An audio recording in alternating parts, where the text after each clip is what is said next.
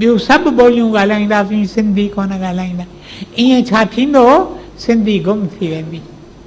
If you don't use a language, you will lose that language.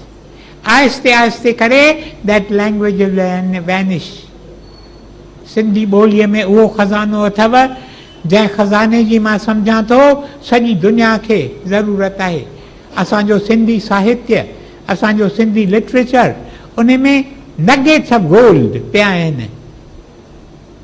अजाया वेंदा मुंहिंजा प्यारा भाउरो, मुंहिंजूं भेनरूं। इन करे पहिरीं पहिरीं वेनती मुंहिंजी तव्हां सभिनी जे चरणनि में आहे, अॼु खां ई वठी शुरू करियो। ॿार नंढड़ा ॾाढो सवलाई सां ॿोली सिखंदा अथव, ॾाढो सवलाई सां। उन्हनि खे 3 ॿोलियूं सेखारियो, 4 ॿोलियूं सेखारियो, सिखी वेंदा।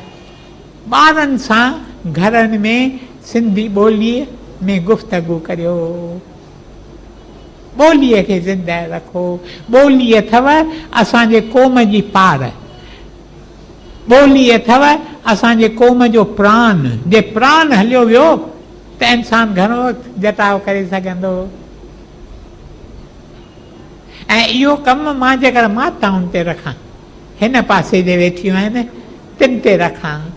पंहिंजनि घरनि में तव्हीं सिंधी ॿोलीअ जो वाइपो करियो। अॼु खां वठी हिकु रेवोल्यूशन आणे छॾियो विशाखापटनम में। अॼु खां वठी चओ त असीं घरनि में जे ॻाल्हाईंदासीं। वचन थो कयां मां जिते बि हुजां, मां जिते बि हुजां, ओ सिंध तुंहिंजी ज्योतिया।